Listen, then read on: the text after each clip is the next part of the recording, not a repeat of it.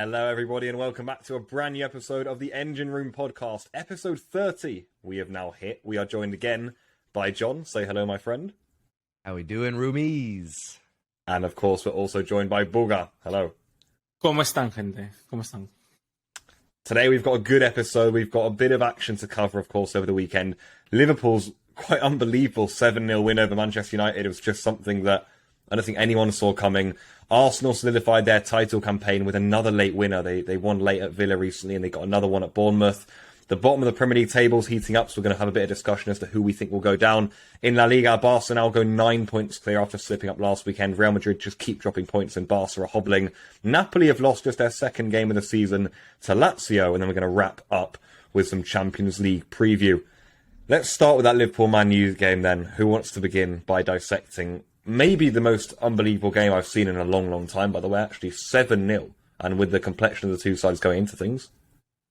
Yeah, I want to jump in there because I think Ten Hag's response was important there. And I believe the word that he used was unprofessional.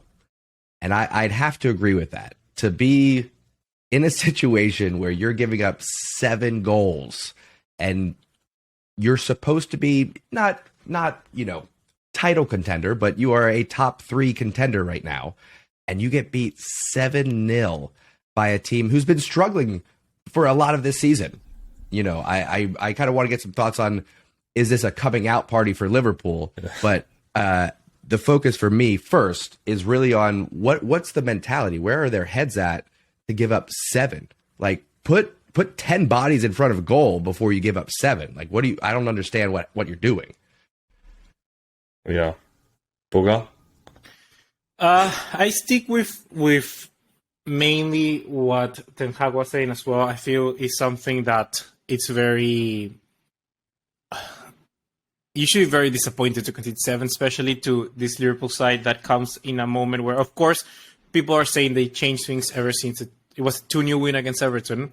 Yep. But I still feel it's so much to be able to be beaten by a Liverpool side that is just getting back into gear. You cannot be able to do that yourself. It looks like after the second goal, they already gave up. And that happened like in the very first half. In the very first half, they had that goal for Casemiro. They lost concentration for a moment. A goal for Casemiro that was ruled offside. And then after that, was it 1 or 2 goals in the last kind of... No, I think it was 1 goal in the remaining kind of... Yeah, 1 goal in the remaining like 4 minutes of the first half, and they just imploded. I think Manchester United imploded after the second goal. They were surprised by the quickness and kind of rapid fire attack that Liverpool had, and Liverpool did have a little bit of luck. I think overall in this kind of sky in this high score lines, they will always have. You need to have a little bit of luck to be able to get such a big margin. But at the end of the day, I feel that, Manchester United should be able to change this around because Ten Hag is doing a good job. I feel it's not something that will impact their project, but it's more something that it will help Liverpool quite a lot, I feel, to rebuild, especially for the second leg against Real Madrid, for what's left of the season. We're talking here in the pod, Liverpool may get top 4. And a result like this, I think, is what kind of shifts that mentality. Yeah, definitely. John, do you want to jump in there? No, I was just going to ask you, what do you think went wrong for United? To me, it looked like Manchester United, like in the last 10 years, and to be fair, that can happen. We can't forget United are only kind of like 5 months into being like a respectable football team again. So that's true. Yeah, they've been and this can happen, and this happens to Barcelona as well. I think sometimes scars they reopen. You can't just close a chapter. I don't think. Probably in life as well. To be honest, like things keep coming back up, and it felt a bit like that for Man U. It was really weird to watch because it felt like a proper embarrassing calamitous Man U performance. Look, Liverpool were ruthless, absolutely ruthless. They scored every shot they had, which was quite incredible. I think their XG was 2.5, so to score 7 from that is insane. But Manchester United were horrific. It was comical at the back. I mean, the attitude of the players I want to get onto as well was just awful. I mean, I do have sympathy for them because I think they've played so many games this season. They've been in every competition. They're still in the Europa League. They won the Carabao Cup. They're still in the FA Cup.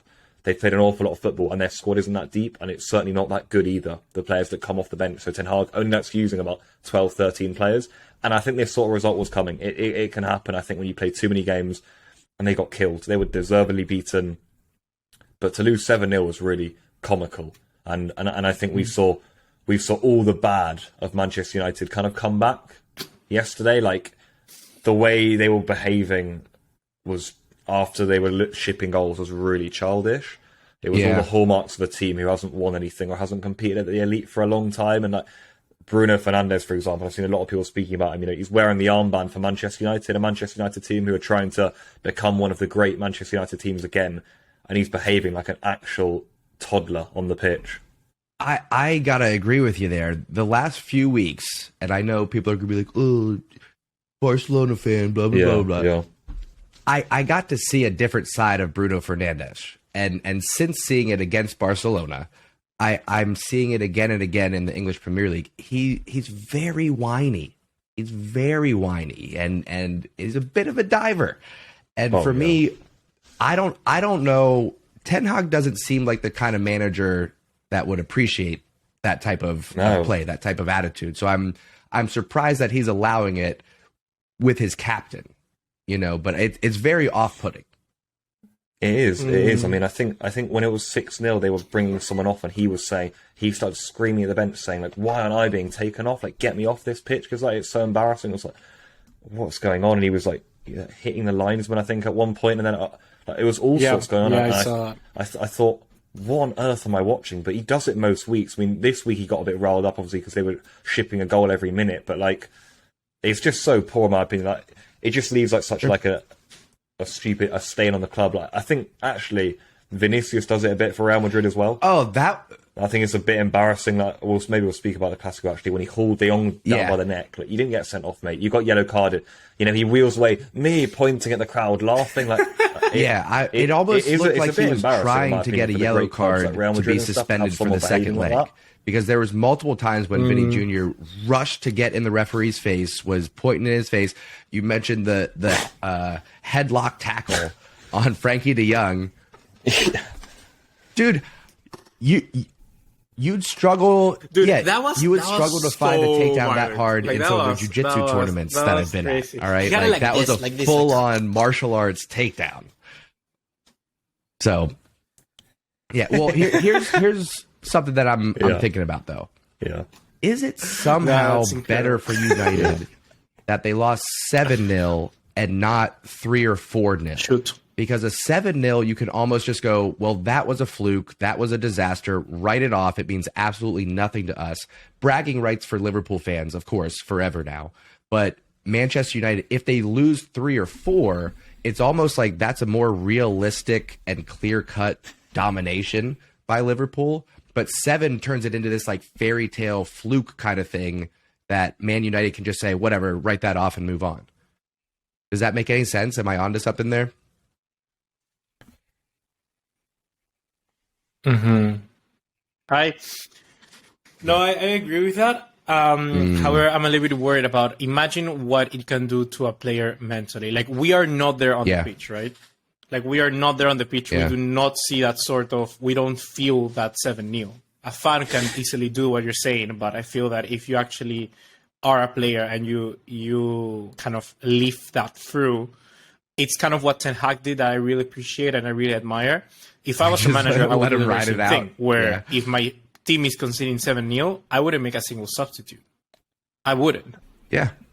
I wouldn't, because it's like, of course, it's not only your fault, but it's a part of your fault. So you got to suffer. You got to learn from this 7-0, because at the end of the day, they put their best 11 out there. And if your best 11 does that, it's because they've never been in that situation before. That's what I constantly say about young teams in like Europe or stuff like that, where this Real Madrid team, for instance, and I hate to bring them on here, but they're the best team that are able to do that, because their players have seen so much and lived through so much, that where, for instance, a Modric, a Kroos, a Benzema, even a Vinicius Jr. has lived through a lot of things like that. They can kind of communicate to the rest of the squad what they need to be able to do. And Manchester United, this is a game that shows you they're still raw and young when it comes to their competitive kind of nature. The only two players that knew what to do were the ex-Real Madrid players, Casemiro and Varane.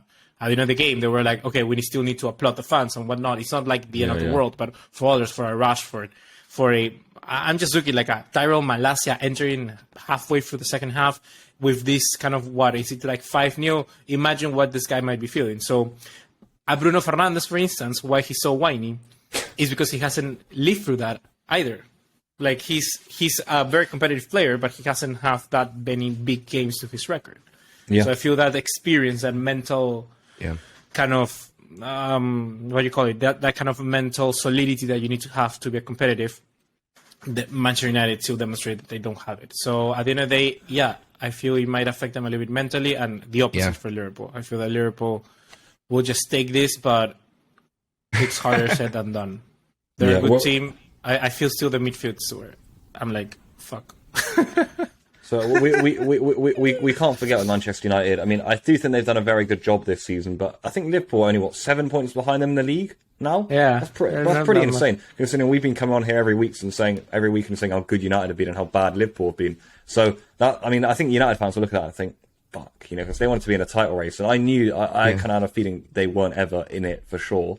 But they'll be looking at that thinking, how has that happened? And I think also that Carabao Cup that United have won, which is kind of like the imprint of how well they've done under Ten Hag.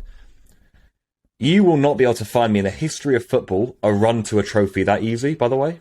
Go and look at the teams they've beaten. We were talking second-rate teams. Look, to win a trophy, you've got to win games and you've got to ultimately beat someone. Like Newcastle are someone. But I think, Nottingham Forest in the semi-finals? Goodness me. And before that, they were playing either championship teams or relegation candidates in every round. They just wouldn't face a big team. So that trophy was almost handed to them a bit, and that they did a job in winning it. And I think they have been good enough this season, so they deserved it. But yeah, I just think imprints of the past will come through, and they did come through, not just on the football, but also in the attitude. And like you said, Buga, like not a lot of those players have won things like a Rashford. The biggest thing Rashford has won is the Carabao Cup.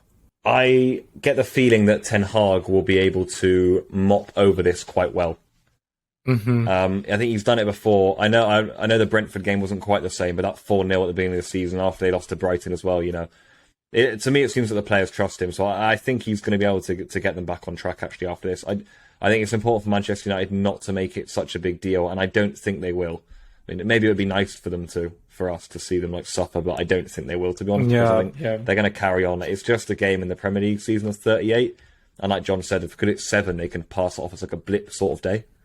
I forget it, and I think that happens in long seasons. Yeah. What it does do, though, it definitely takes them out of any title contention by losing this match. Yes, it's completely out for them. So I'm backing off on those. That's what I was going to say. Those predictions. I'm out. I'm done. You won't hear any more Man United, double tripling down. But the other side of that is also because Arsenal somehow sneaking back from 2 goals down to get a 3-2 victory over Bournemouth. Buga, you caught this one. Tell us what you saw. Okay.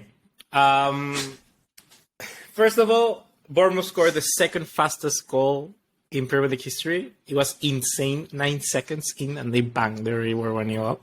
Buga, quick question: How was the goal? Because I didn't see it. I was out at the football, but people were saying, was it like kickoff? Like, did they punt it? Okay, yeah, it was like kickoff. It was like, I'll do my best to explain. Good. People are gonna be hearing my top vocabulary if I can. Okay. Let's try this. So they were in kickoff. They delivered the ball to the right hand side, through the corner. There was one guy there, so they just kick it. The guy run, the right winger run to the corner. Yep. He grabbed it. He got inside. He crossed the ball, but it wasn't like a cross. It was like a low cross. And in front of the defenders, if any defender was awake, he would have been able to take it away. But it was just a really silly pass. It was a really very embarrassing, honestly, to be able to concede that goal, because the defenders if they were awake, like I said, they would have kicked it out. They would have cleared it, and there Philip Billing came in and just put it in the back of the net. Literally, the defenders since it was so fast, I was listening to the commentary, and they were saying this had to be they had to prepare this in training.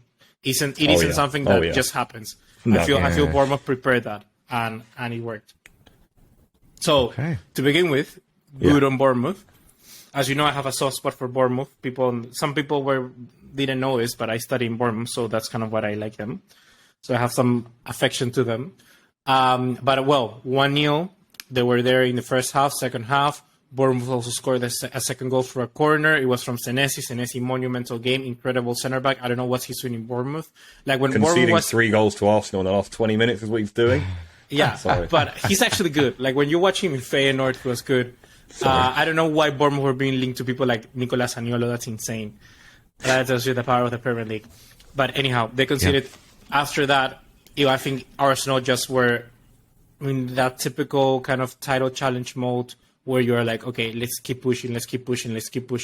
And I'll be honest with you, when it was 2-0, 2 equal, like 2-2, I stopped the game because it was like, it was like minute 94, 95, and it was like, there's no way they're going to concede. And I turned it off.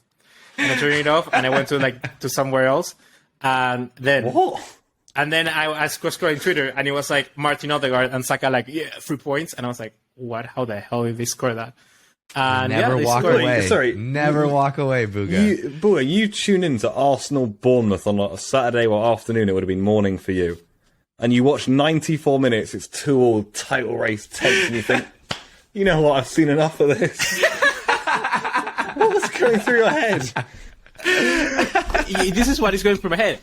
Arsenal were not that good to be able to change that. Like Arsenal were not performing to a level that I will see like a Manchester City, like a Barcelona, Real Madrid, where you go like, okay, I'm watching this game and I know they can come back. They didn't show that. In my opinion, they didn't. They weren't moving. It didn't look like they were on the verge of scoring at a time. No. It looked like they were just like pushing, but like Barcelona against Almeria or something like that. You know, where Barcelona just horizontal passes. Yeah. And it was like, this is not gonna end anything. The 2 goals for Arsenal were kind of whatever. Like they were really, the first goals were whatever. And then the last one, but I just gotta give praise to this guy. Reece Nelson came in, changed the game. He was he looked like prime Thierry Henry. He really did. He came in for the left hand side. He kind of cut it inside, looking for passes, had good vision. He scored the final goal, so he deserved it. But he was one of the match 100%.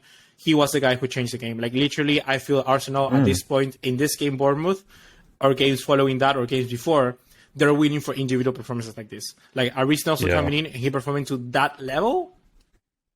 And that's why you're winning this game. I feel it tells you a lot about not perhaps how good this team can be, but about the preparation of Arsenal, and Arteta, like the training sessions that it comes into place, everything, all of that, the confidence, the way that the management is being handled.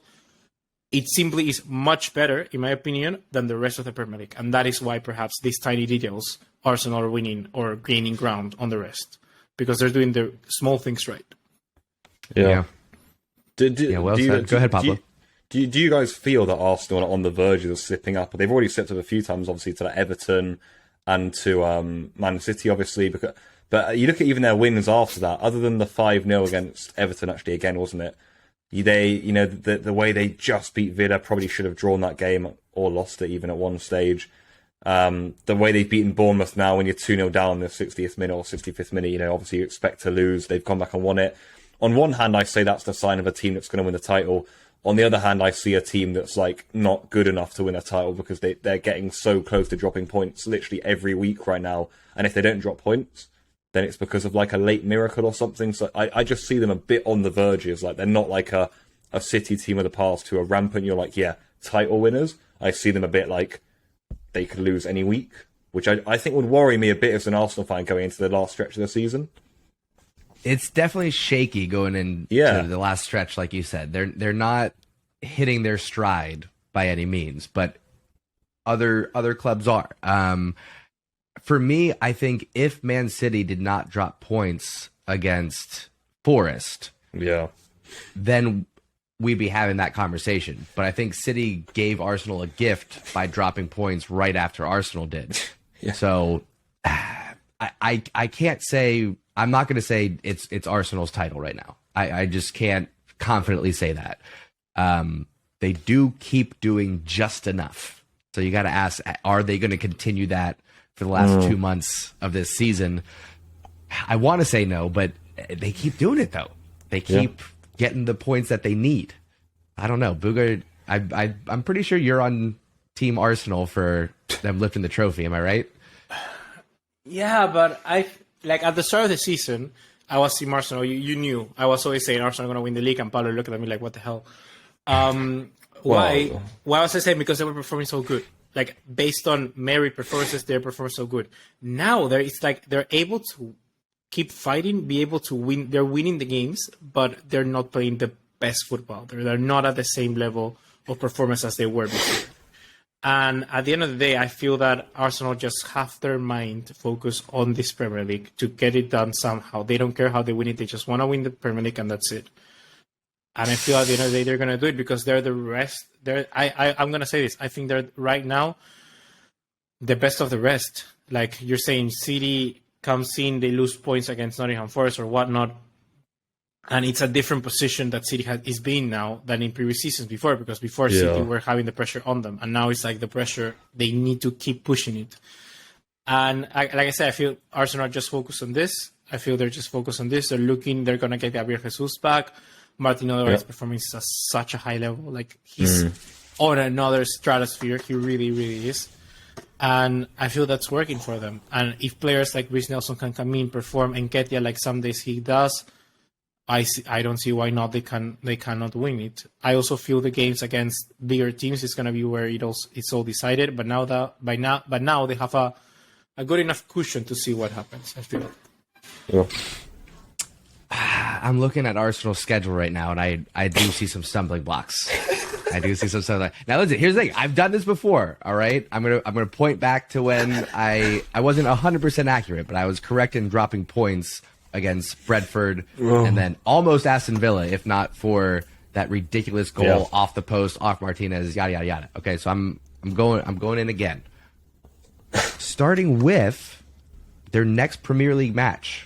I think they drop points to Fulham away from home because Fulham are getting European action. I'm calling it now. Fulham are getting European action next season. So Fulham are going to take some points from Arsenal. Arsenal are going to beat Leeds. I'd love to sit here and say that Leeds are going to take points, but Leeds just keep disappointing me. But then they've got Liverpool April 9th at Anfield. Oh. And you could be facing a hot Liverpool. West Ham are kind of trash this year. Southampton is trash this year. Then Man City. So I think they might drop some points here in March, recover early in April, but then it's the Man City challenge at the end of April. Yeah. So twisted take.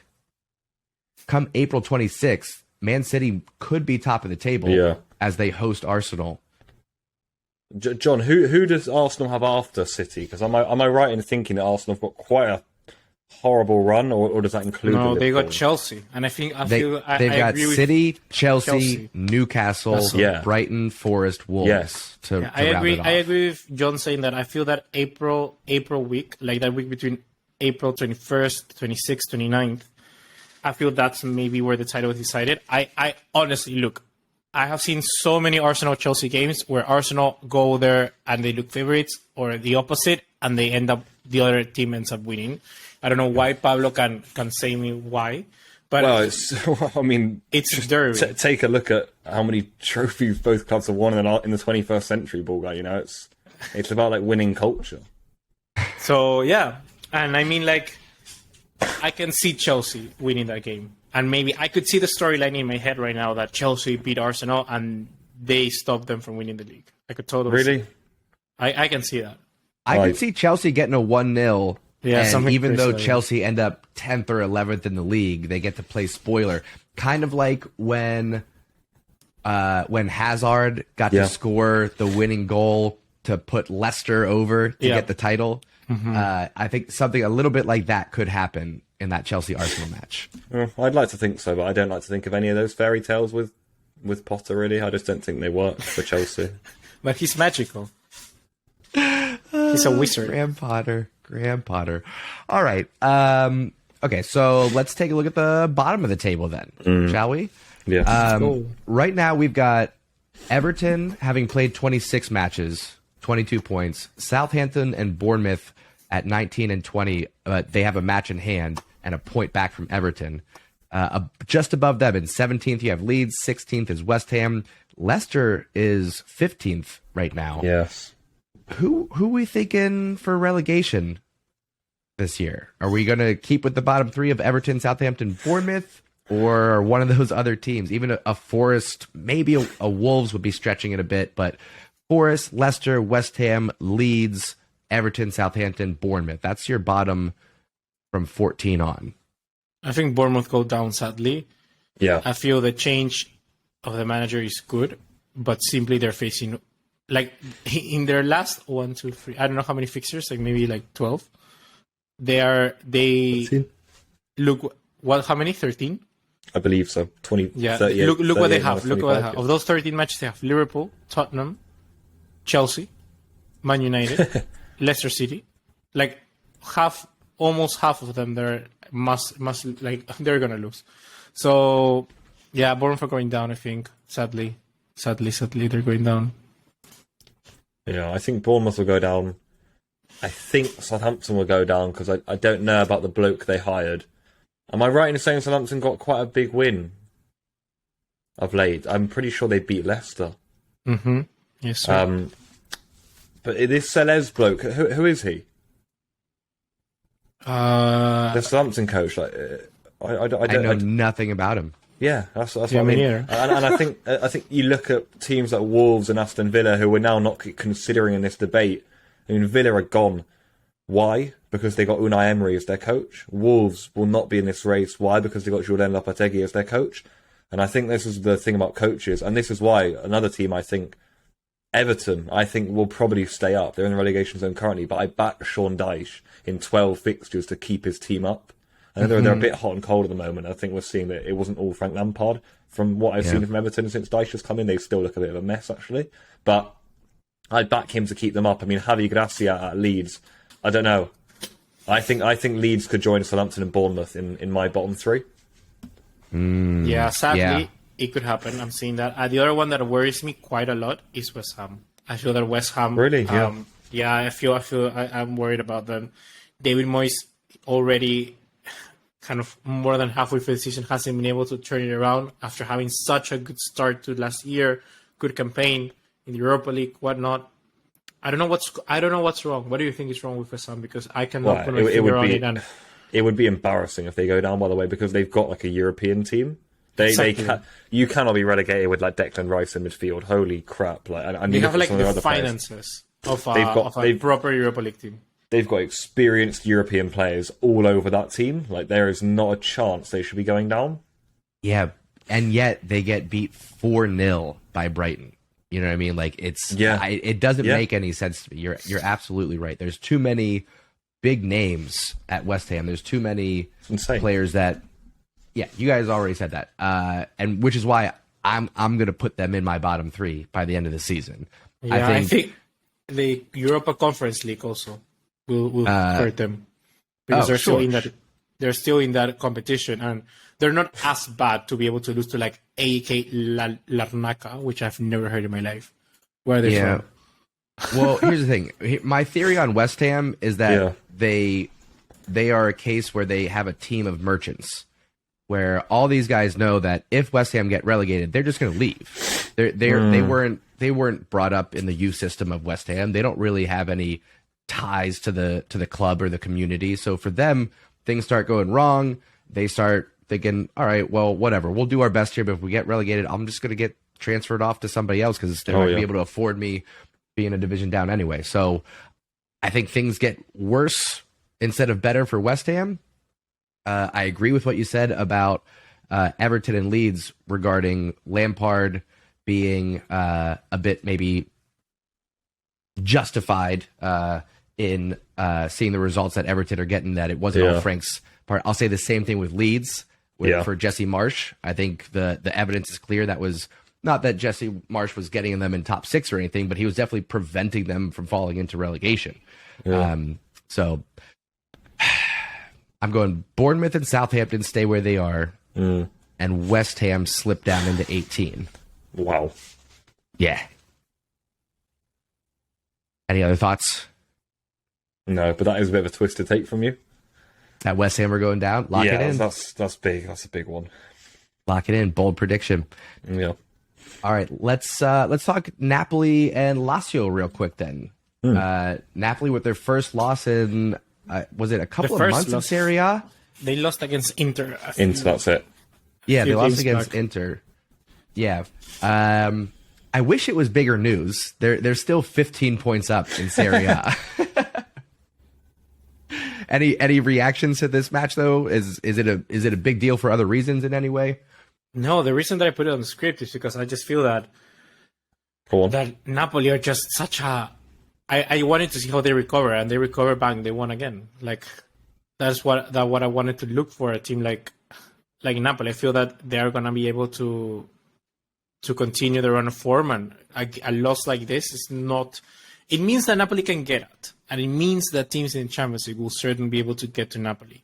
They're not perfect, they're not the finished article, but they're playing such good football right now that, in my opinion, Serie A is locked up. I put that in the back, and I feel the Champions League, we need to wait and see. But this Napoli team is just surprising. Did they win the first leg? They did, no? 2-0 over Frankfurt, yeah. It was quite impressive, actually. 2-0 away from home. We saw Barca went there last season. Chelsea actually went there when we won the Europa League, 1-1 again, like Barca. It's not an easy place to win at all. In fact, I think there was a very good stat that Frankfurt had in terms of European home games. Well, they're incredibly strong at home, and they've got an amazing atmosphere. So 2-0, very convincing. So they're doing the job, Napoli. But I just stand by the fact that I don't think they're going to win the Champions League or come close to it. I don't know. I just think you need something different to win the Champions League. You really do. It's very unique competition. Yeah, that's why only the elites win it. Where do we think that Osimhen and Cavara ranked amongst other players in their positions in the world right now? Is Osimhen one of the best strikers in the world right now? I don't know why. I just don't consider him as it. That's the thing. The name, everything doesn't really get you to it. Or Napoli, you look at them and you go like, wow, you look at the stats, but in reality, it's not like they're the best team in the world. They're not. Like you watch them week in, week out, you can say, yeah, there could be, but it still doesn't give you that sort of. It doesn't convince you. I think that's the word. Osimhen and Cavara, I feel the very same thing. I don't think people are saying like Cavara is like, I don't know, like a Piontek 2.0. I don't think that at all. I feel why? Because I feel that was like individual performance, and the way that you can tell the difference is because it's a team performance. I feel this is like the team continues to work, so the player therefore continues to work as well. And I don't know. I feel Cavara, I could say he's up there with the best wingers based on form. We need to see this on the stretch. Always that debate of what is it? Is it most in form or it is like actually the best? I actually think for Kvaratskhelia, it's a while ago. I'll always remember the first time I saw him. I was watching Spain on the car on the way back somewhere, and Spain played Georgia, and he was absolutely outrageous. So it was the first time I'd seen him, and I thought, fucking hell, he's a serious player. He's got to get a move, and then he went to Napoli, and he's done the same thing that he did to Pedro Porro on that day, and Porro hasn't played for Spain since. I mean, he was unreal. So I think he's got quality. I'd actually kind of like to see him at Barca. I think he's a very exciting winger. Unfortunately, I don't know if you guys saw, but I just saw some articles about Cavara being a Madrista. Because I was thinking the same thing, and then I saw that, I was like, no, don't do it. I saw. I honestly, I don't think Barca are going to sign him at all, actually. But in terms of, I think, he starts very wide and then comes in, and he's very tricky, he can beat a man, could be the sort of winger that, Xavi likes, like a Dembele on the other side, almost. Yeah. I mean, I'd be all for it. I'm worried Barcelona aren't going to be able to sign anybody. The way that Tebas is talking, it's so ridiculous. We've talked about this before, but he seems so anti-Barcelona right now because I don't understand why Real Madrid isn't getting the same treatment because they're just as tied to the Super League as Barcelona. Yeah. But it seems like backlash for pushing for that Super League. So whatever, we can discuss that on another pod. Let's talk the Liga results. Barcelona did get that 1-0 squeak by victory over Valencia, and Real Madrid dropped points. So now Barcelona went from 8 points to 7 points, now back up to a 9-point lead. And we've seen all the both ends of the spectrum of reactions from culés from around the world, from the drama of going from 8 points to 7 points. Oh my gosh, Xavi out. We've lost everything. Now next week we're 9 points up. Xavi is God. In Xavi we trust. even though he wasn't on the sidelines for this one. No. Either way, 9 points clear now. Are Barcelona champions? Do they have it in the bag?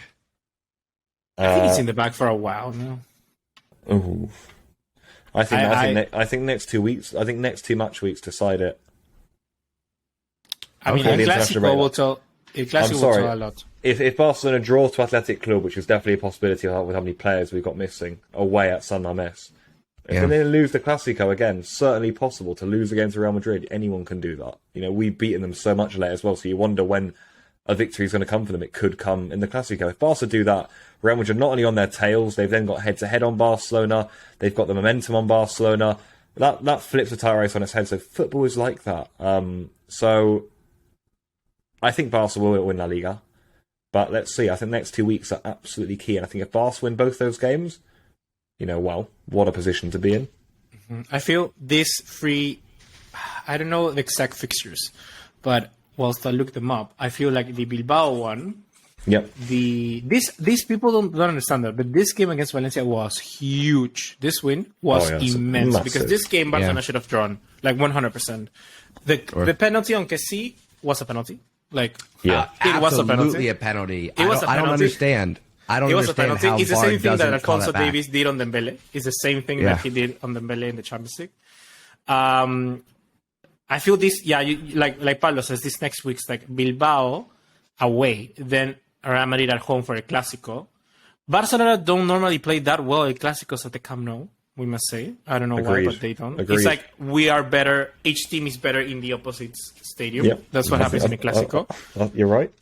Then Elche away, which is also a hard game. Don't get it confused, don't get it twisted, because Elche will just close down. They need those points to be able to keep themselves in the fight. They're bottom. They're 20th. Season now. So I don't know whether maybe they're going to be just dejected or maybe they're going to try to push. But then after that, we got Barcelona and Real Madrid in the Copa del Rey. And the Copa del Rey games, for instance, people may say, and here we can talk a little bit about this game against Valencia and El Clásico of midweek. I feel that these games, particularly El Clásicos, are very important. Once again, like I mentioned with Liverpool and United, the mentality shift, how good it can make about. Like Barcelona needed that win. Barcelona needed to scrape through. Xavi knew that. It's not bad. I always will remember this quote from Lewandowski when he came in from Bayern Munich. And actually, on the 31st of this month, I feel they're going to release a documentary about Lewandowski joining. So just plugging that in there. Yep. But yeah, I was going to say, Lewandowski said, like, Barcelona, or the thing that they lacked, and what they asked him, like, what can you bring? I can bring, like, knowing which games you need to win, or knowing which games you need to push, something like that. Like, this game was just pushed by Barcelona. It's like, we needed to win this game for whatever reason. They locked back down. They defended like an Atletico Madrid team, and they won. It's not nice. It's not pretty. They had like 34% possession, but they won. Yeah, it wasn't pretty, and now that's 2 matches in a row now. You mentioned the Copa del Rey against Real Madrid, and now this match against Valencia. Barcelona are winning in anti-Barcelona ways. So I think that is a good sign that we can win relying on defense. And I don't know that Barcelona's been able to say that for the last 10 years, right? It's been, can we do enough defensively, maintain possession, get our goals, yada, yada. But now it's like, even if we don't have possession, even if we're not scoring the goals, defensively, we're very sound. So I think that's a very positive move for Barcelona. It's pretty incredible, actually, the shift from what we've seen. I love it, actually. I'm not afraid to just lap it up. I mean, I see some people getting quite like upset after these 1-0s. Inject it into my veins. I absolutely love it. Like plain bread. Yes. I just had another ham and cheese toasty. Bread. You'll be happy. Okay, people, we need to expose Pablo because he has the most boring way of eating in the world. When I went to the UK, I saw my roommates just put like a chicken on a baking tray and bang, right there in the oven. And I'm like, there's no salt, Pablo's no mouth pepper, is watering. Yeah. no soy sauce, no Worcester sauce, no paprika, no anything. That's exactly what I'll be doing tonight, Buga. I'll get a plain chicken breast. I'll just slice it up. I'll throw it on the pan. 5 minutes, jiggle it about, off it comes and into my mouth. Jiggle it about. Disgusting. Oh my gosh, that's too funny. Off it comes and into my mouth. Yeah, so That's awesome. You'll be happy to hear, Buga, nothing's changed. But Barcelona have changed, and they are now extremely good at the back. You know, I mean, the amount of clean sheets ter Stegen's kept, how sound Barcelona are defensively is remarkable. Actually, the shift of how awful we were at the back, but I think it's brilliant. I think you look at these last 2 games. I don't think Barcelona had a right to win any of them actually, and especially not to concede any goals. Real Madrid in the Copa midweek. I'm sorry, everyone thought we were going to be blown away. To win that after being eliminated to Man U, losing to Almeria, that's huge. No shot on target for Real Madrid. That's brilliant off the ball work, and everyone should get a big pat on the back for that. And then you've got Valencia on the weekend, which they're poor, and actually I think we should have dispatched them. And it was just the penalty miss and the red card that changed the tide, and that we actually could have dealt with them far easier. But still, to have that red card and the penalty miss and everything, and even De Jong goes off, and then everyone goes off, and it's like a weak Barca team to hold out again. I think it's brilliant. It's a sign of a brilliant team, and we've done it countless times this season. So huge credit to Xavi and the team. I think they're a lot stronger, and it's going to mean Barcelona, hopefully in the next few years, are going to compete for every title available. Yeah, I'm into it. I'm excited about this Barca team. It's a very likable team right now. Yeah, from front to back. So I'm excited for it. I feel. I have one question for you guys. Well, actually, first thing I want to say and point out for the viewers, for the audience, is I feel the defense. Roomies. Yeah, for the roomies. People always say like, "Oh, defenders are only how good your center back is." Of course, Araujo is incredible. Of course, Koundé is incredible. Of course, Christensen is playing out of his skin. But I feel Xavi, to fix a defense like that, you also need to be able to shift how in the midfield they defend, or how do you press. Yeah. I feel all of those things Xavi has improved, and you constantly say this. And at the end of the day, what you see in the Clasico, like De Jong coming back, tracking, defending. You see the same thing with Rafinha. All of those different aspects to the game, Barcelona didn't have before.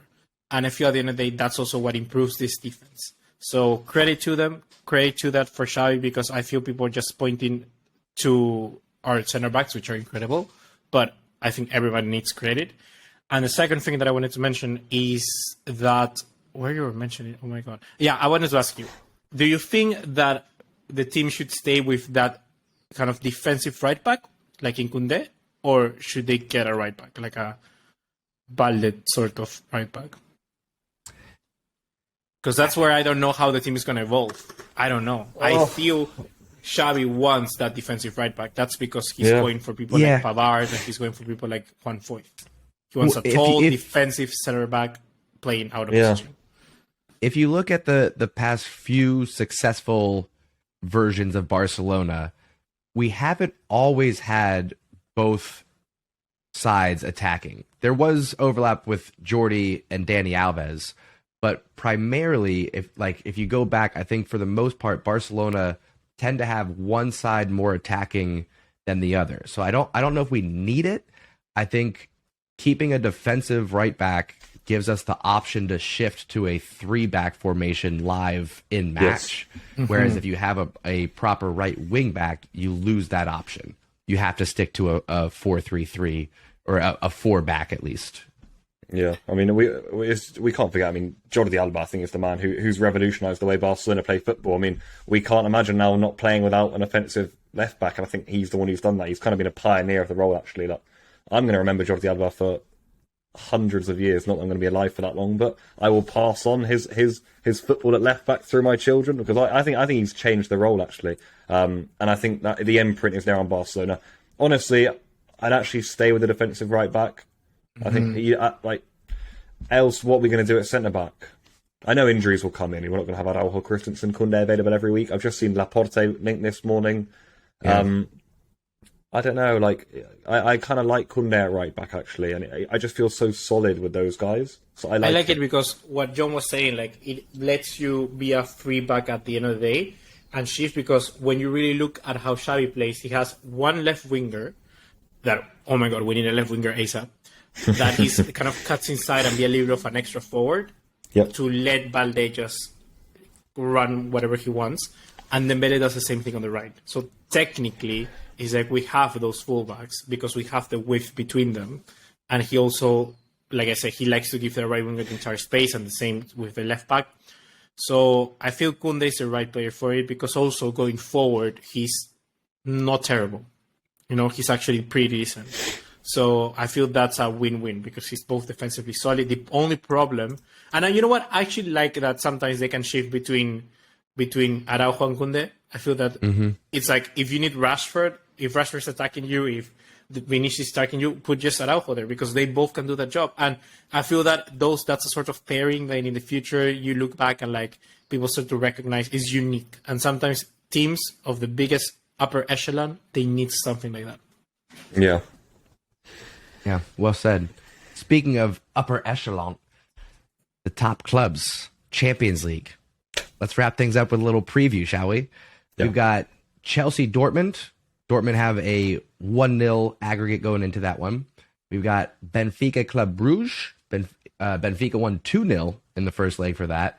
And then the Wednesday fixtures, we got Bayern hosting PSG. Bayern have a 1-0 lead for that one. And then the most exciting match of the tournament, Tottenham-Milan, leg 2. Milan has the 1-0 lead for this one. So, Chelsea Dortmund, Benfica Club Brugge, Bayern PSG, Tottenham-Milan. Let's start with Chelsea Dortmund. What are your predictions for this second leg outcome, folks? I think Chelsea will do it. Pablo, how are you feeling? You got the hat on today. Are we feeling confident? I mean, it's got all the hallmarks of a Chelsea comeback, really. 1-0 down, you come up to the bridge, everyone pushes together, and Chelsea get, another one of those classic European nights. But I'm not going to come on a football podcast and, claim to be someone who wants to go into this industry and back Graham Potter's Chelsea to win this game. So I'm going to back Dortmund to go through. I feel the injuries for Dortmund are too big. Like, no Kobel is massive. Not Kobel, the Cooper. It's Chelsea massive. now have what? Thiago Silva, Kante, all sorts. James, I don't know if he's going to be fit. Yeah, I could see this one remaining 0-0 late into the match. Like final 10 minutes, Chelsea are still pushing for it. But I could definitely see them getting at least a goal here. I'm seeing maybe extra time and penalties in this one. Like Chelsea win 1-0 and it goes into extra time and penalties. Mm-hmm. I still feel this little guy will perform some magic at the end of the day. Enzo Fernandez. And that's all that Chelsea need, really, to be honest, to beat this Dortmund side. I mean, Dortmund can also do something. Haller, I think, Marco Reus are playing very good together. They have a good partnership. Adeyemi is not there. He's also going to be injured. But it's going to be a tight game. It's going to be a tight game. Are we being a bit harsh on Dortmund, myself included? Because when Chelsea were paired against them, I kind of said, I don't rate Dortmund at all. But they're actually having one of their best seasons in the last 5 or 6 years. Like, often they've been way off the pace in the Bundesliga. They're level on points with Bayern currently, eh? So, this is why I can't back 10th place Graham Potter's Chelsea to knock them out when they're already winning. That's a fair point. That's a very fair point. Yes, indeed. I mean, they got Jude Bellingham. They got Marco Reus, as you mentioned. They got Haller coming back. They've got Julian Brandt. They, of course, have Julian Brandt is playing out of his skin. Skin. They also have Gio Reyna, the American, off the bench. That's kind of where it ends. Rafael Guerrero, I'm a big fan of him, actually. He doesn't get as much recognition as I think he should as a left wing back, but I think that's a fair shout. We might just be overlooking Bayern, and I think that happens quite often with Bundesliga teams. Barcelona fans definitely made that mistake last year with Frankfurt in Europa League, just not being familiar with the club, not knowing what they were all about, So that could happen, Pablo. I'm going to change my prediction. I'm sticking with mine. Buga, you're changing? I'm changing. I think Dortmund, because I'm looking at like the teams and whatnot, and I feel there's one point that, more tactically speaking, they don't have wingers right now. They're all injured, and they're not going to start by. And I always forget the name of this guy, the English Jamie Bino Giddens. They're not going to start him, I think.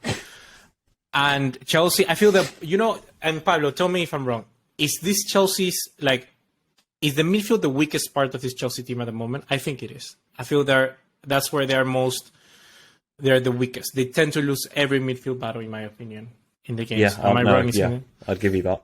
Yeah, and I feel that Dortmund can just pack the midfield. Like, they got Emre Can, Bellingham, Royce, Brandt. They cannot act as wingers. They can act as like 2 extra number 10s. And that could be just too much to handle for Chelsea because they're not going to push for the wings. I think Dortmund would just take the game inside and really pack that midfield because since they have the lead as well, they don't have to rush. So yeah, I'm changing Dortmund. I think looking at these teams and how it's shaping up, I think I'm going Dortmund as well. All right, Pablo, you stick in Chelsea or are you going with Dortmund? No, I've got Dortmund, I think. Ooh, all right. I'm the one going for Chelsea then. All right.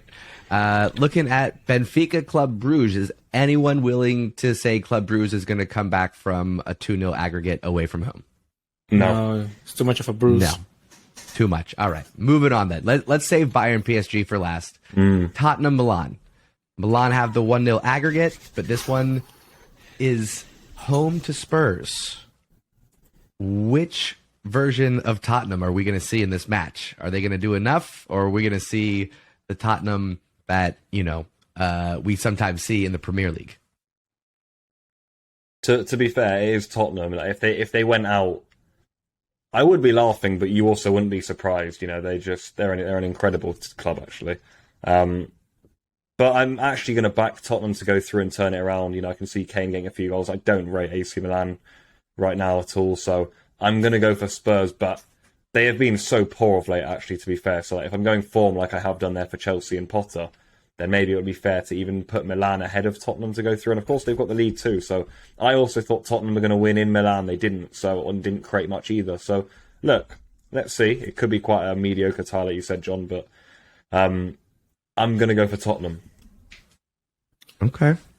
I'm going to go Tottenham because did they lose the last game against Wolves? Yes, they did. Yeah. It seems like whenever I watch Tottenham, it's like one game they win, one game they lose. One game they win, one game they lose. So the last game they lost, this time they're going to win. I feel that... But they've lost 2 in a row now, eh? They lost in the cup midweek to Sheffield United as well. Yeah, that doesn't count. Sheffield United. There goes the whole amazing. formula. Shit. No, they're amazing. They're too good. Like, they're just amazing. So you don't count them in.